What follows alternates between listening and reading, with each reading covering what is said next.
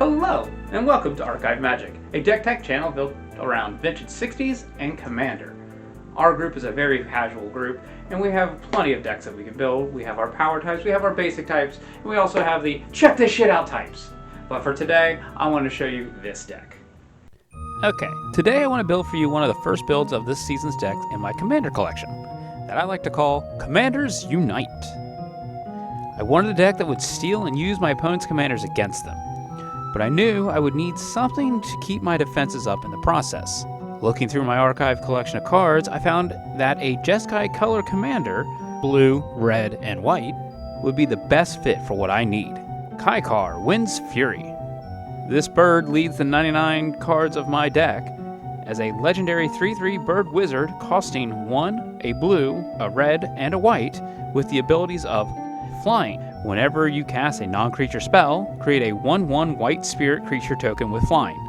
Then, to finish it all off, it also has Sacrifice a Spirit, add a single red mana. While that bottom ability might not be super useful in this build, the token generator will be for the quick walls. With that out of the way, let's get into the core theme of the deck, stealing our opponent's commanders. 2 cards to start us off this time, Mind Control and Corrupted Conscience. Both these cards cost the same, 3 and 2 blue, and read nearly the same. Enchant Creature. You control enchanted creature. However, when it comes to Corrupted Conscience, it goes one step farther and reads, Enchanted Creature has Infect. While typically our goal is to steal the commander, this card alone, we could steal some of the power play creatures to get a one-hit KO if our opponents are not ready. Domestication is similar to our last two, however costing just 1 less. It also has another rule at the bottom, which reads, at the beginning of your end step, if enchanted creature's power is 4 or greater, sacrifice this enchantment. Not all commanders are meant to be strong front attackers, but engine back pieces to get things moving, so having an extra blue enchantment to steal is nice. Enthralling Hold has a similar read to Mind Control, as well sits at the same cost, but comes with an added rule. You can't choose an untapped creature as this spell's target as you cast. While this might become a bit hard at times to steal a commander, it's still another useful enchantment that even if it's not for our intended target. Now while enchantments are easier to deal with and remove, the following might be a bit harder for our opponents to handle. Tempted by the Orc, costing 1 and 3 blue, is a sorcery which reads, for each opponent, gain control up to 1 target creature or planeswalker that player controls, with mana value 3 or less. Having 1 spell for up to 3 steals is very nice.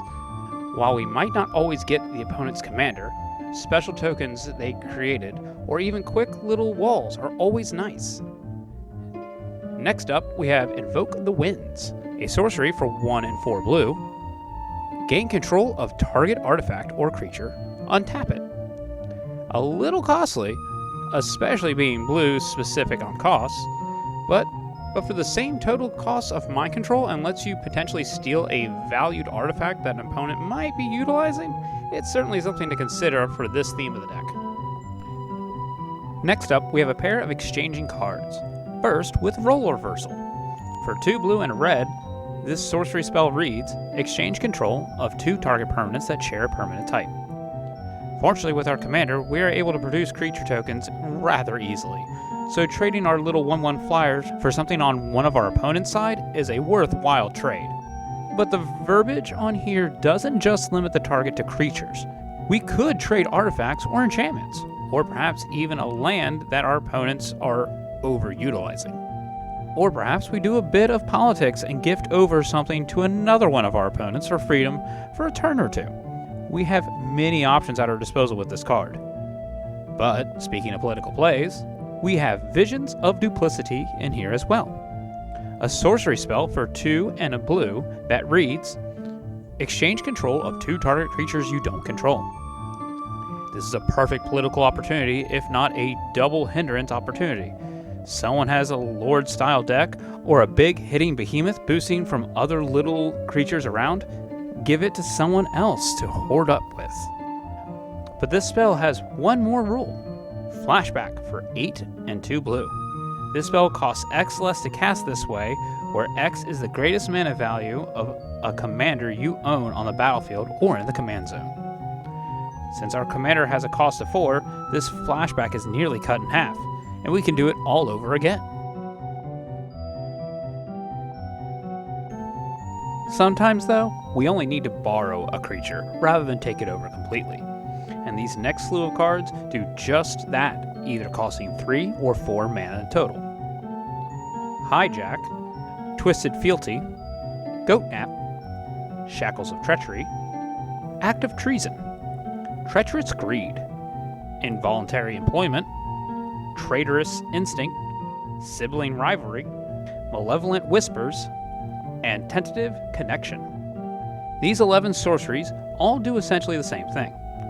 Gain control of target creature until end of turn, untap it, it gains haste until end of turn. For those unaware, when control is exchanged between opponents, the permanent, if it was a creature, goes through Summoning Sickness. But these borrow spells grant haste so they can be used right away. However, each spell listed here does have a slight variant from the others, like Traitorous Greed, adding 2 mana to our mana pool of 1 color when played. Or even Shackles of Treachery, where it adds to the creature, whenever this creature deals damage, destroy target equipment attached to it. Another oddity with ruling is this type of build. Creatures whom have attachments will retain their attachments during the exchange in that control. The player that casts the said enchantment or equipment remains the controller of those items. So if the creature were to die while control was stolen, the original player whom cast the equipment would retain those items. So just because we stole the creature doesn't necessarily mean we steal control of the accessories to put on their forces. But the card we have in here, Carry Away, can do just that. For 2 blue, this enchantment reads, when Carry Away comes into play, unattach enchanted equipment. You control enchanted equipment. So, after sampling some of those nice equipments firsthand, we're able to take them over for ourselves. Perhaps, though, we just like that creature we stole too much that we want one for ourselves. Or even better yet, maybe we want another one of our own commanders. With Erenkus Vile Duplication, we have just that. For 3 and a blue, this sorcery spell reads, create a token that's a copy of target creature you control, except the token has flying and isn't legendary if that creature is legendary. With this card, we can either double up our spirit minion team, or even something stronger that we took. Or perhaps even another creature we have in the deck, such as Beguiler of Wills. A 1/1 human wizard costing 3 and 2 blue, she has ability tap, gain control of target creature with power less than or equal to the number of creatures that you control. With all the spirits that we can have on our end, it's only a quick tap before we steal another one of our opponent's side to our own. 2 others as well that are nice for stealing things would be Master Thief and Captivating Crew. Master Thief is a 2/2 human rogue costing 2 and 2 blue. With the ETB, gain control of target artifact for as long as you control Master Thief. Thankfully, the way this card reads, it's not limited to just non-creatures. Artifact creatures are an option with this ability.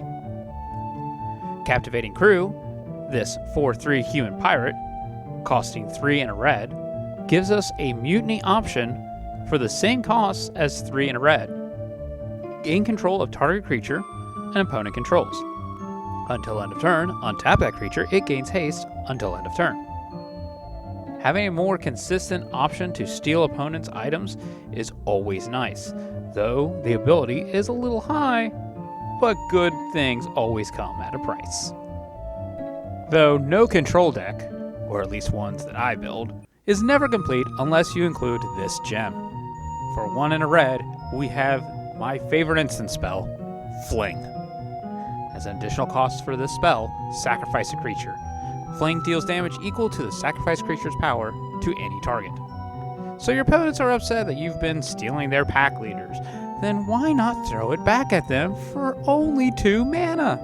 Use this in the second main phase, after you already attacked them is also very nice, as it basically counts as a double hit play with the same creature. The only downside is though you are technically hurling their commander back at them. It doesn't count as a commander damage. Sometimes though, we can't trust that our opponent's creatures will always pack enough of a punch to make the threat seem like it's enough. So the following enchantments will certainly help in that. First, we have Angelic Exultation. For 3 and a white, this enchantment reads, whenever a creature you control attacks alone, it gets +X/+X until end of turn, where X is the number of creatures you control. This is basically granting Exalted to creatures, and with the spirits that we're going to be generating, we can certainly add a lot to the creatures we steal. But power sometimes isn't enough. So that's where Levitation comes in. For 2 and 2 blue, creatures you control have flying. This will make our hits a bit more evasive and direct, but let's go one step farther. What if our opponents have birds or spiders? Aerial tactics might not be enough. That's where Ferocity of the Wilds comes in. For 2 and a red, this enchantment reads, attacking non-human creatures you control get +1/+0 and have trample. We as well can utilize that with our spirits if necessary. But having a trample option for the commanders we steal is nice. Though it does read non-human, our odds for non-human commanders is still pretty high in my opinion. Then we have the Spear of Heliod, a legendary enchantment, artifact costing 1 and 2 white. It reads, creatures you control get +1/+1. And, for 1 and 2 white, tap, destroy target creatures that dealt damage to you this turn. So any incoming threats might have to second guess their approach upon attacking. Speaking of deterrence, it's safe to say that this deck build might bring potential ire our direction. So we have a few more spells in hand to push away unwanted threats. Let's start off with these enchantments. First is Arrest. For 2 and a white, enchant creature can't attack or block, and its activated abilities can't be activated. Or, for just 1 colorless less, we have Pacifism, which is the same as before, but does allow for those activated abilities. So it will slow the bigger threats down a bit, but sometimes not at all. There is as well my favorite deterrent of Backfire. For 1 blue mana, its Oracle text reads, enchant creature. Whenever enchanted creature deals damage to you, Backfire deals that much damage to that creature's controller. If an opponent is attacking with something big, they most certainly are going to have to consider their own life total as well. Lastly, we have Power Taint, which costs 1 and a blue, has a rather unique rule set. Enchant Enchantment. At the beginning of the upkeep of Enchanted Enchantment's controller, that player loses 2 life unless they pay 2 colorless. Or we can cycle for 2.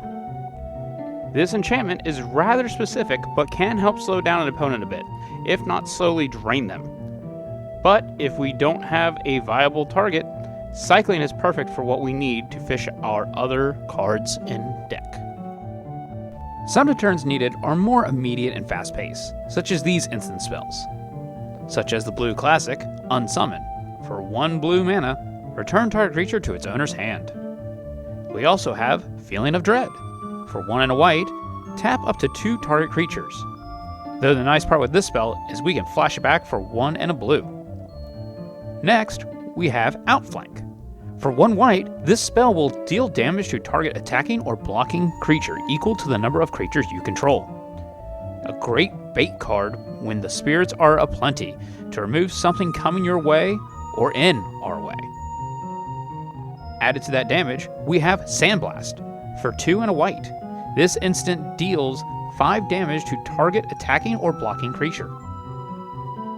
Thankfully, with these 2 spells in particular, you don't have to utilize on your battle phase part. If you have a set of opponents going after one another, you can add the extra oomph to try and put something down to remove a threat from the board. Radiance Judgment is another good addition for 2 and a white, which reads, destroy target creature with power 4 or greater. We can also cycle for 2 if necessary, because card draw is always a nice option. Then there is Swift Response. This spell is always great at a cost of 1 and a white, destroy target tapped creature. Though this typically is meant to fend off an oncoming attack, this can also be utilized for tap ability creatures as well. Withdrawing too much ire from opponents from stealing their items and removing threats, Safe Passage is a nice pocket spell for 2 and a white to have in hand. This instant reads, prevent all damage that would be dealt to you and creatures you control this turn. While each of those spells are nice on their own, we can make them one bit better with the following cards. First up, we have Teach by Example, a 2 hybrid Izzet costing instant spell. When you cast your next instant or sorcery spell this turn, copy that spell. You may choose new targets for the copy. Not only does the spell work well with the deterrent spells, but works great with our earlier mutiny cards. But the Elite Arcanist can do that one better. This 1/1 human wizard for 3 and a blue has the following rules. When this creature enters the battlefield, you may exile an instant card from your hand. And as well, this creature has X and tap, copy the exiled card. You may cast the copy without paying its mana cost. X is the converted mana cost of the exiled card. Ideally, and obviously the best combo, would be this creature has Teach by Example.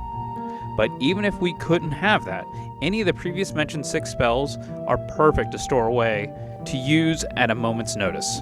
They are cheap, and with Elite Arcanist, you can use any mana color to play them, and you are not restricted to those respective colors.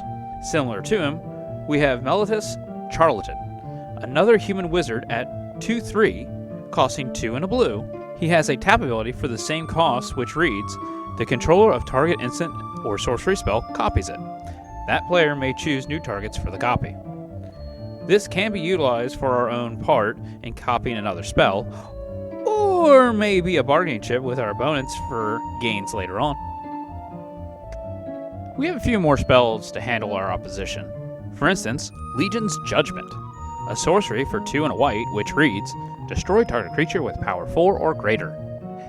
You can't have enough options to remove the big threats. With that in mind, we have Swallow Whole, a sorcery for 1 white, which reads, as an additional cost to cast this spell, tap an untapped creature you control. Exile target tapped creature. Put a +1/+1 counter on target creature tapped to pay this spell's additional cost. We have plenty of spirits that can eat our opponents, as this card suggests. I personally like the idea of using an opponent's creatures to eat one of their own. Just feels that much more satisfying. Next up, we do have a coin flip card in Transmography, a sorcery for 3 and a red, which reads, exile target creature. That creature's controller reveals cards from the top of their library until they reveal a creature card. That player puts that card onto the battlefield, then shuffles the rest. Now, while we could remove a big threat from our opponent's side, we do run the gamble of hitting just as large as a threat as before. Or we have the option of removing one of our spirits for the few creatures that we have in this deck. This deck is primarily focused on stealing our opponent's board, so getting something of value is ideal. Some opponent's creatures, though, may never leave the attack trigger. So when we need to remove them altogether, Path to Exile is great for only 1 white.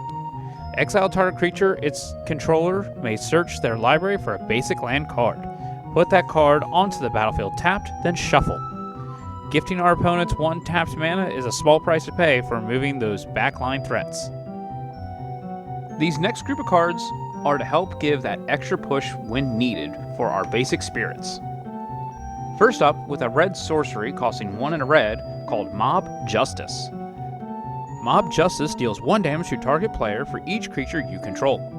With the quick excess spirits we are grabbing, this can hit for a decent amount. Next up, we have Aerial Assault, a sorcery spell costing 2 and a white, which reads, destroy target tapped creature, you gain 1 life for each creature you control with flying. As well, with plenty of flyers, drawing 2 cards for only 2 mana is nice with Winged Words. Normally costing 2 and a blue, but thanks to the rule box, this sorcery spell is cheaper. This spell costs 1 less to cast if you control a creature with flying, draw 2 cards. But why limit ourselves to 1/1 spirits? We can go bigger.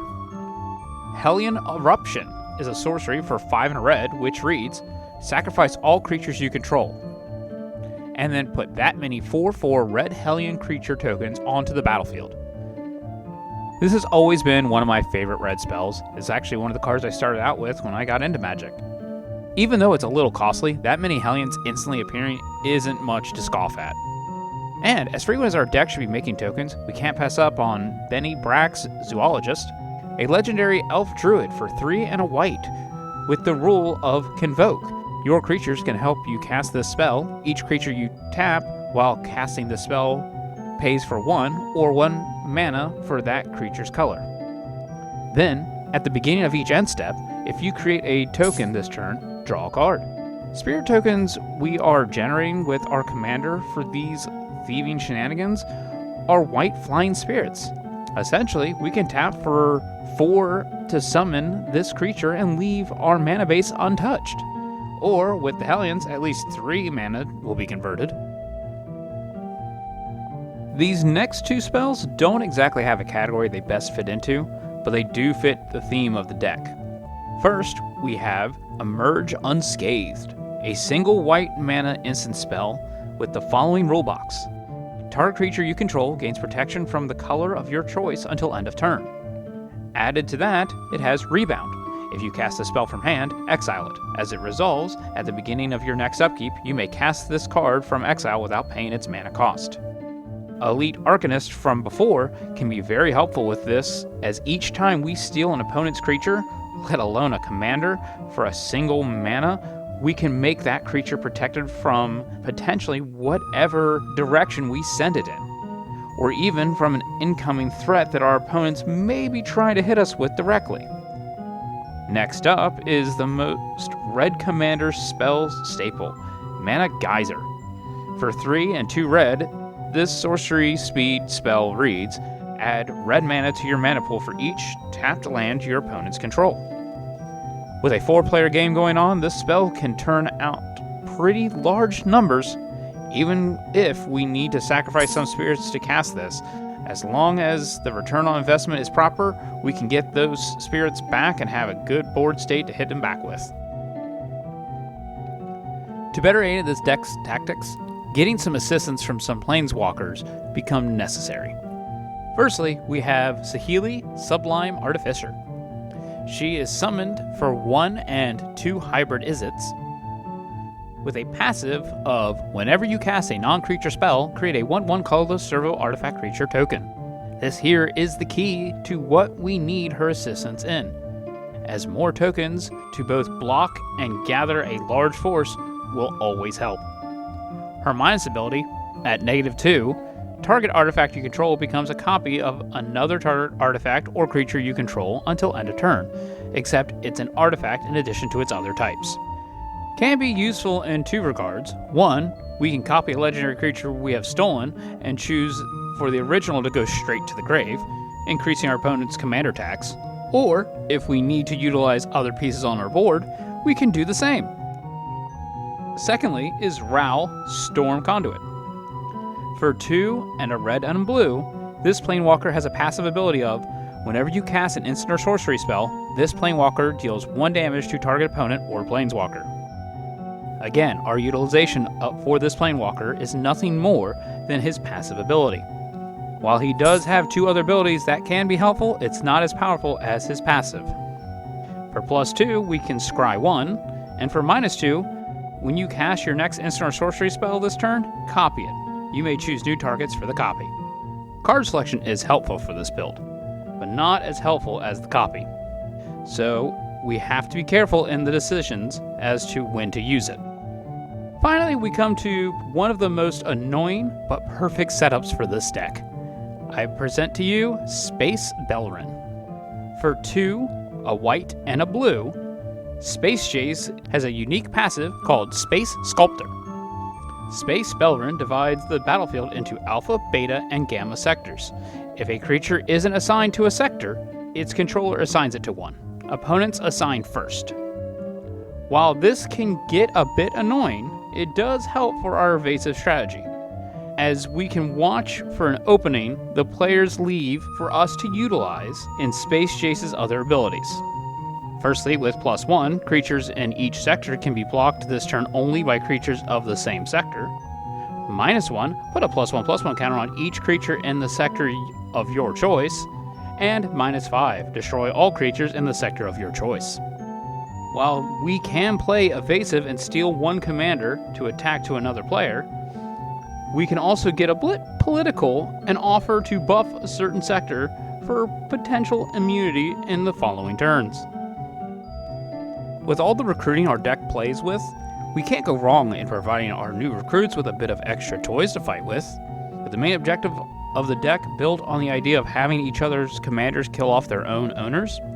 Why have them attack once when we can have them attack twice with Fireshrieker?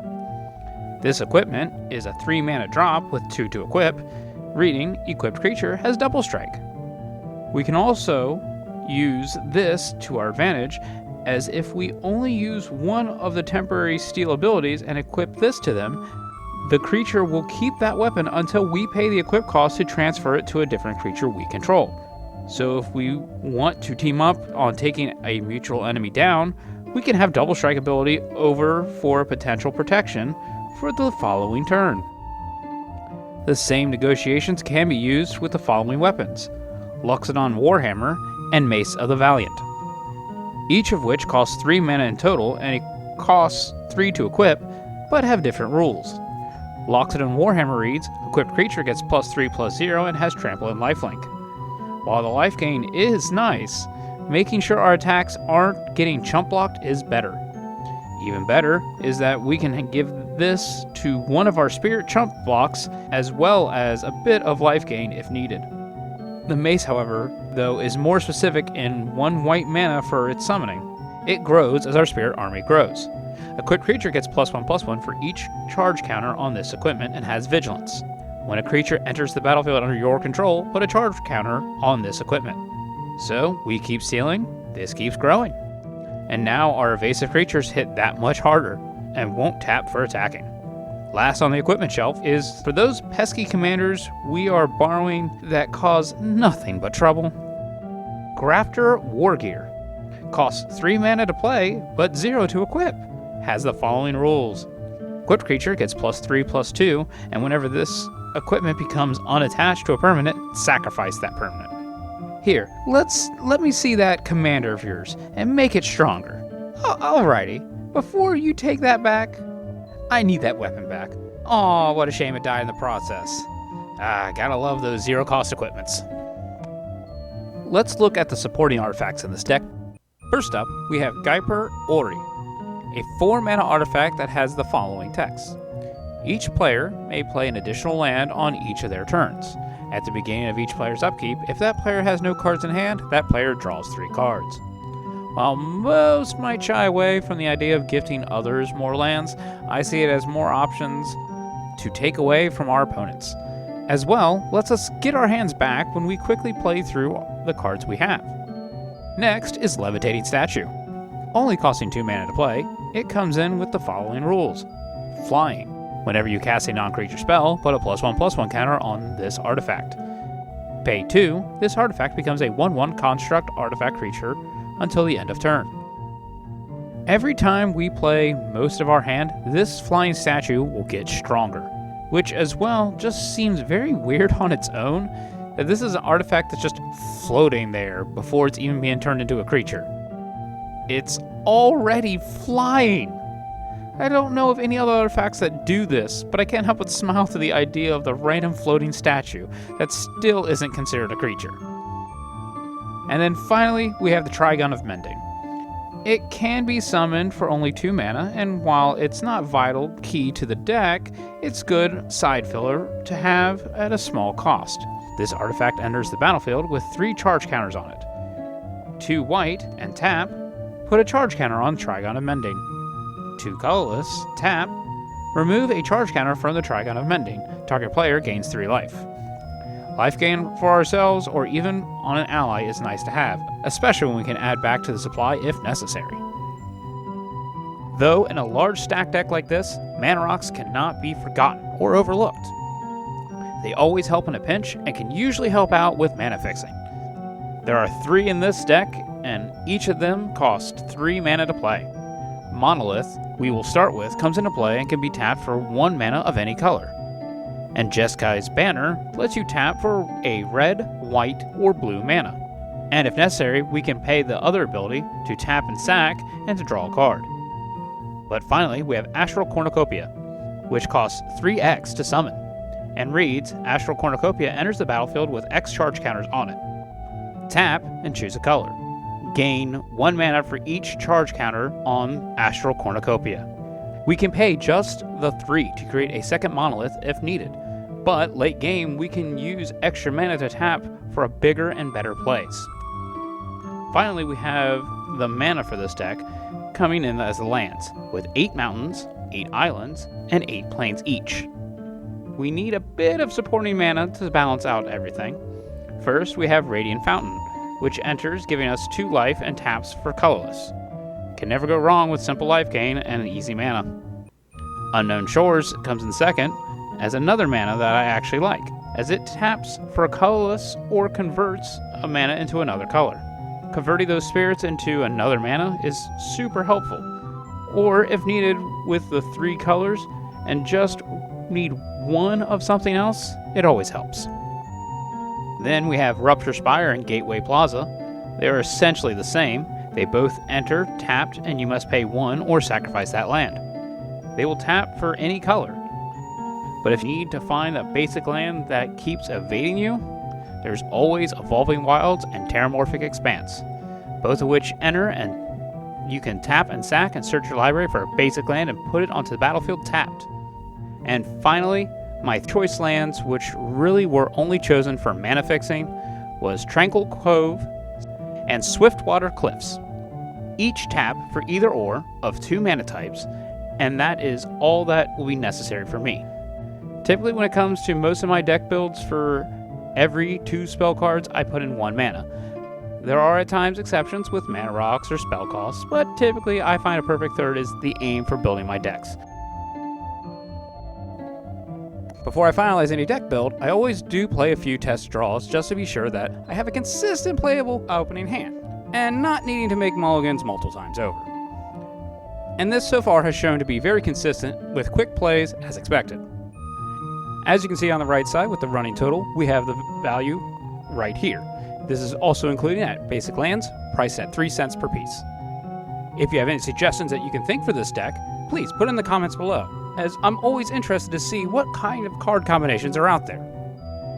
But half the fun of building a deck is also playing it. If you'd like to see how this deck plays out, hit that like button and subscribe, as one of our future videos will be the playthrough of this deck against one of our friends from the Archive Couch, our sister channel, where we play through a variety of classic games ranging from the NES all the way up to the PS4. So join us again later at the table for another video from the Archive Magic. Catch you all later.